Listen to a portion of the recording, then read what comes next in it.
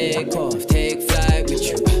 For we never fly, but we're flying. Welcome back to another episode of Take Flight Podcast. This is episode 120 with myself, Pabilo Timbo. We'll be doing a Take Flight takeaway. Today's topic is something which I believe is spoken about by most people almost every single day. Probably 90% of the world have it as a target every year to make more of. And some people actually use it to keep score. Many people leave their homes 8 to 9, 10 hours a day to work for it. And very few are in a position where it actually doesn't matter anymore. So, what am I talking about? I'm talking about money. And what I wanted to do today is just share a few lessons around money, what I've learned over the last few years, money psychology, the management of money, on my journey towards money mastery.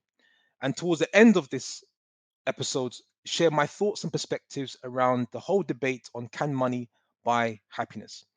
The reason why I wanted to bring this topic to a Take Flight episode is because it's quite central to a lot of things I do in both my personal and professional life. As I mentioned before, it's something you can actually master. It's actually a skill in itself. And if it's managed in the right way, can actually lead to great levels of success in the future. So with that, the first lesson that I've come to learn is that money is just a tool for change. And it just depends on how you wield that tool, will ultimately depend on whether you create positive or negative outcomes.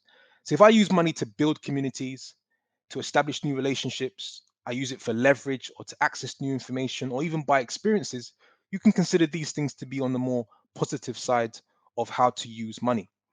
However, if I was to use money for put it into things that don't necessarily grow in value, both monetary and non-monetary, maybe these are considered to be more on the negative side of things. So ultimately, it's just a tool that one can control to go either positive or negative. The second thing that I've learned, it's a hard fact, takes quite a while to get your head around it, but it's very important in the psychology of money, is that it's actually worthless. So the paper money that we have today in our wallets or in our pocket is known as a fiat currency, which effectively means it's not backed by anything. So in the past, what would happen is the paper money would be a receipt for gold bars that we would trade in to the bank and a deposit. And when they ended something called the Bretton Woods system about 50 years ago, that basically eliminated the criteria that you needed to have a certain amount of paper receipts or gold bars to have paper receipts.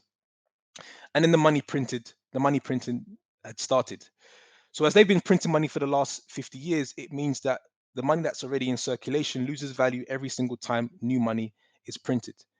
So one of the things for me, and I say is I personally believe that our money today has as much value as monopoly money, but it's just the belief that we as humans have in the paper money that actually gives its value in the economy.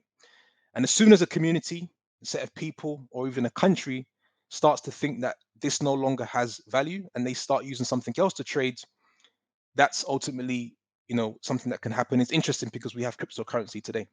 The next thing is around understanding that money has no loyalty.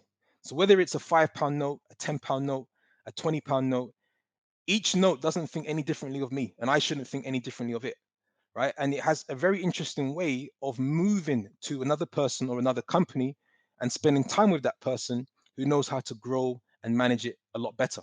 The next thing that I've learned is understanding that it loves to reproduce, it loves action, and it loves to create offspring, providing that it's put in an environment that's a high growth environment in a particular vehicle where it can be locked away and it can basically multiply.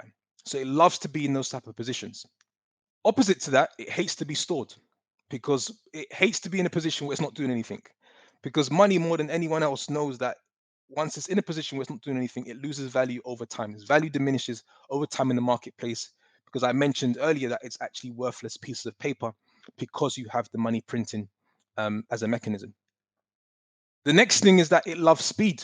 So the faster it moves, the better. And one of the things that helped me to understand this was I remember when I went to a property training session, and one of the mentors at the time was basically he believes in transparency, so he wanted to show me his bank accounts. And I remember before as he was loading up his bank accounts, I thought to myself, okay, I'm probably going to I expect to see a couple million.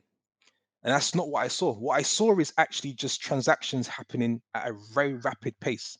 So incomings and outgoings, incomings and outgoings, and incomes, and that, and then I reflected on thinking the places in the world where you have most of, let's say, wealth concentration, or where you have people that are rich. Let's take ᴠɪᴇᴡs, for example, or an investment bank, for example. Think about how fast, the velocity of money in those particular environments. So one of the things I try to pay attention to is how quickly am I having money move out into the right places and come in, moving out and coming in. The other thing that I've learned about money is, especially on this journey towards money mastery, is I think it's very important to classify things properly. So almost every single person says, I want to make more money. I want to make more money. And I think there's power in words. And actually, it's illegal to make money, right? If you think about what it means to make money, you have to have a laboratory, you have to have certain ingredients, a machine, and you have to start printing. You can't actually do that. That's considered to be illegal today. So I tend to use the right terms, and I like to use the understanding of around collecting. So I think about my journey towards money mastery is about redirecting the flows of money and collecting it by providing this by upgrading my skills and providing a service. The last thing that I'd probably say around what I've learned about money is that it's a much better employee and worker than myself that I will ever be, right? It's always willing to work. It doesn't take any holidays. It doesn't take any sick days. It's prepared to work as long as you're prepared to put it in environments um, to work. And I think that's very important because it speaks back to the idea around action, wanting to create offspring. So it's really, really just understanding, where can I put it? What environments can I put money in to actually grow and work better than myself? One of the sayings that I love to use and share is that money creates money faster than labor will ever create money.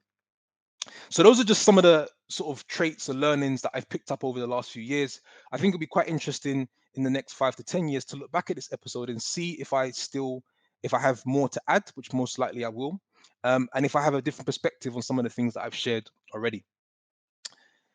So the next part of the episode, I wanted to just talk a little bit about the whole topic around, can money buy happiness, and just share my perspectives around that, because it's also, I think, on your journey towards money mastery, this is something that I think you also have to have an opinion on.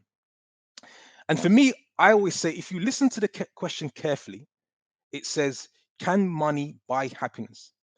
And I've always believed it can. And the reason why it can is because it can also buy unhappiness. It just depends on what you're shopping for. And that comes back to the idea that I was talking about earlier, it being a tool. And what do you use the tool for? So, for example, if I use money to shop for private education for my children, or assets that one day can replace me having to work, or building communities, developing youth programs, I think those things that I've just mentioned are going to bring me long term fulfillment and happiness. Now, does money equal happiness? I think maybe is where people get confused. And I would probably say no, because as I mentioned before, I think it's worthless piece of paper. And that's something in itself has no value and is not necessarily going to make me happy. What I do with it then creates the happiness. So I think it's very important to be very clear on understanding the question, because I think one of the risks here is that if the question is not understood, it can actually deter people away from actually trying to learn it as a skill, build themselves up, learn how to master it to then use it for greater things. A little bit more on this topic, and one of the things I would probably say, I think there's something to be said about winning money and earning money. And maybe all of these things kind of come into one. Now, winning money, in the case of a lottery, for example, might be the mechanism or the process which doesn't create long-term happiness and fulfillment. And I think we've seen that with many people that have won the lottery. Shortly after, they've actually gone on to perhaps lose it all, or not necessarily in a better position than they were before they won it. And there's a lot to do with that. It's understanding money in itself. It's a skill. It's management. But if you compare that to earning money, right? Earning money, I think, where you go through the process of building yourself up, learning a new skill, providing a service, and then in return for that service, you're actually earning money. I think that process in itself brings a level of happiness and fulfillment. So that's just my thoughts. And I remember close by saying that I believe money can buy happiness. It just boils down to what you're shopping for. So I hope some of the traits that I've spoken about earlier in this episode help just to maybe shape your thinking around money, some of the things that I've learned, money mastery, and breaking down this question around, can money buy happiness? And with that, I'll close by saying, If you've got any thoughts, questions, or comments, please feel free to reach out to us on Instagram at Take Flight Podcast, or you can actually reach out to us via email at takeflightpodcast@gmail.com. Until next time, believe and take flight. Take off.